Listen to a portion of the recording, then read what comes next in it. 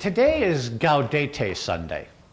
Gaudete, the Latin word for, usually translated as rejoice, can also be translated as be joyful. That's why the candle in the Advent wreath is rose-colored. It's a brighter, happier color, a color of joy, a color of celebration, a color of rejoicing. And as I was working on my sermon this week, I spent a lot of time crafting what I had to tell you so that I could focus on the fact that we should be joyful in God's presence, that we should be joyful in our identity in God, that we should be joyful in our lives, because Advent is a season of joyous and joyful expectation. In fact, I wanted to be so sure that I got all that right. I spent quite a bit of time and outlined my sermon in considerable detail, more than you usually see me prepare.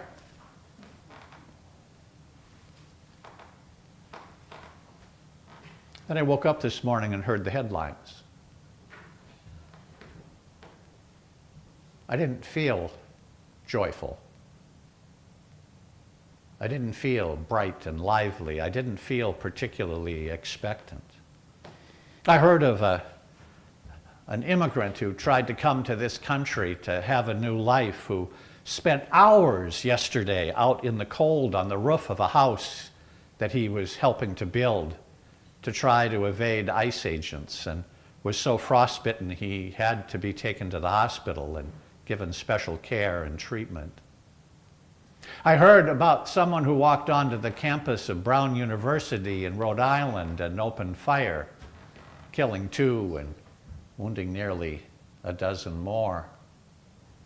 And then to cap it all, I heard this morning that 2 gunmen opened fire on a beach in Sydney, Australia, where the Jewish community had gathered to celebrate the beginning of Hanukkah, the festival of light, a season of great joy for the Jewish people, killing more than 10, wounding I don't know how many. So I was about ready to tear that whole thing up, about ready to just cash it in, about ready to tell you that I didn't know what to say in the midst of all of this. I didn't know what to tell you in the midst of all this darkness. I didn't know what to tell you in the midst of violence and oppression and hatred. I didn't know what to tell you. And then as it happened, one of the little local feel-good stories that was on the news this morning, they had an interview with a rabbi who helps to coordinate a celebration, an outdoor celebration of lighting the menorah, because tonight is the first night of Hanukkah in North America. You're wondering why they were a day ahead of us in Australia. They weren't International Dateline. It's tomorrow early there. And they said, well, you know, with all this cold and with what happened, I mean, are you going to still? And he said, yes. Yes, we still celebrate tonight. We still light the first candle on the menorah because we know that it is a sign of God bringing light into the darkness of our world. It is a sign of God's everlasting and eternal protection and care for us. We light it in the face of violence, in the face of oppression, in the face of those who would do us harm, to illuminate their evil, the better that we may turn away. By the way, did you know that more Holocaust survivors moved to Australia than anywhere else outside of Israel? They moved literally halfway around the world from their oppressor, from those who would do them harm, who would kill them. No matter where you go, you can't outrun the evil. You can't outrun the darkness. You can't outrun the forces of Satan, who would seek to undo the perfection and the beauty of God's creation.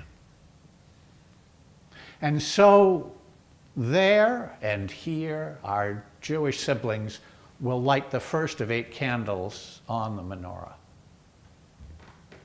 as a sort of silent witness of protest that they are still here and that God is still with them. And as I thought about that, I said, and I'm not appropriating Jewish culture. I'm saying, today here at St. Mary's and in churches across Minnesota, across the country and around the world, it's still Gaudete. The candle is still rose-colored. We stand and light the candle to illuminate the evil and the darkness in the world. We light a candle to bring the light because evil flees from the light. And okay, spoiler alert, I looked at the first chapter of John's Gospel, the great prologue that tells of the story of the birth of Jesus. Maybe you didn't know that was happening on the 25th. But John says the true light was coming into the world, and the darkness could not overcome it. The darkness could not overcome it. And if that is not a message of hope, if that is not a message of rejoicing, if that is not a message of joy, I don't know what is. Did you hear what the prophet Isaiah was telling us this morning? That the desert shall rejoice and bloom.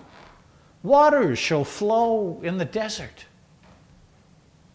That's God overcoming the dry places, the dark places, the arid places.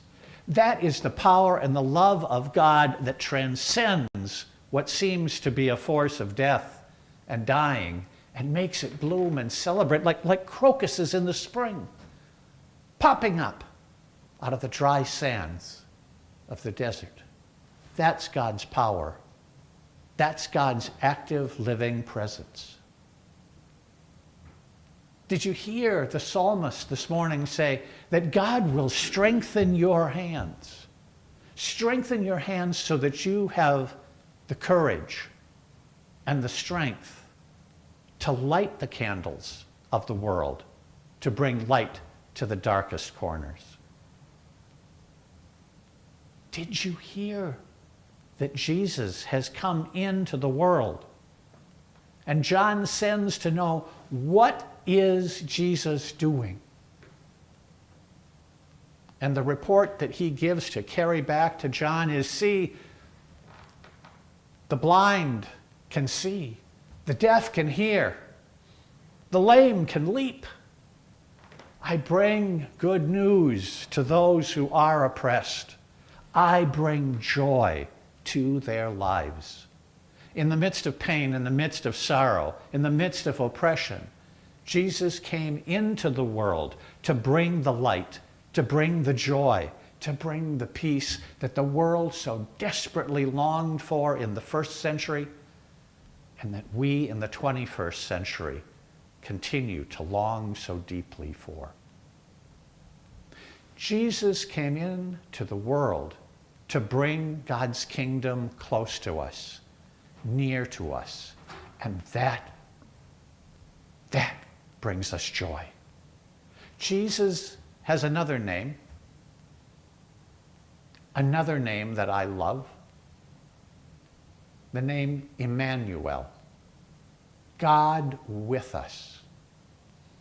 God with us, standing by us, walking with us, sitting with us in the darkness, lighting the candles of hope and of joy and rejoicing to fight the powers of evil.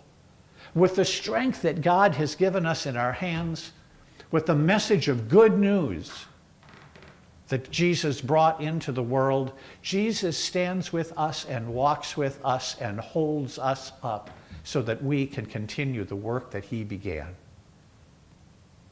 Note that what Jesus is conveying to John is not what he has to say. But Jesus says, I'm telling John what I'm doing. Jesus says, my actions speak even louder than my words. My actions of healing, of lifting up, of proclaiming, of shouting, of walking, of supporting, forgiving. That's what I'm doing. And God calls on us. God calls on us, with Emmanuel, God with us, to do the same.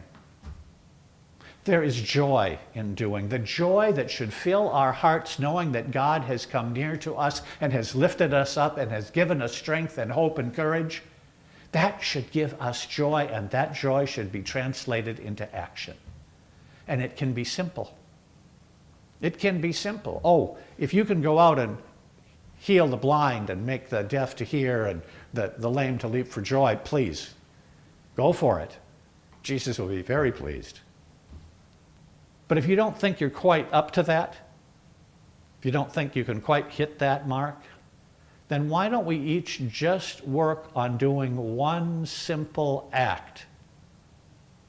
One simple act as we walk with Jesus in our lives this week. Just pick one. Is there someone somewhere that needs to be forgiven? Is there someone somewhere that needs our compassion, our prayers, our presence? Is there someone somewhere that needs a visit because perhaps they're in the darkness of loneliness or the darkness of illness, the darkness of isolation? Can we bring light to that person? Is there someone somewhere that just needs some cheer? Someone who just needs a little pick-me-up? Someone to tell, I was thinking about you. I was thinking about you today. And that can light a candle of hope in their hearts. That can light a candle of joy in their spirit. It's pretty easy. But like lighting one candle at a time, the light grows and becomes stronger. And if each of us bring our tiny flame of light to the work of the world, soon the whole room is illuminated. Have you seen those pictures that they take of candlelight visuals sometimes? Thousands of people with a lit candle, and it creates a glow and a light that shines brightly through that whole community gathered. Each of our lights is a part of a greater light, a greater hope, a greater joy. And when we bring that light together, it becomes a light, a true light in this world, and the darkness cannot overcome it. Let your heart be filled with joy. Let your heart be filled with hope in a season of darkness. The shortest day of the year is coming. The headlines bring darkness and gloom all around us. But let us light our lights of hope, our lights of joy, our lights of God's love, and hold them up brightly and share them freely and help God to bring the kingdom in. The first words that Jesus speaks in Matthew's gospel as he begins his ministry are, the kingdom of heaven has come near. He proclaims himself as Emmanuel, God with us, to walk with us, to guide us, to strengthen us, to be our friend and our companion in the journey. Emmanuel is with you. Emmanuel will guide you. Emmanuel will hold the match to the flame of your light. Share that light, that hope, that peace, that joy. I'm not going to throw the whole sermon away. So I want to close with this prayer.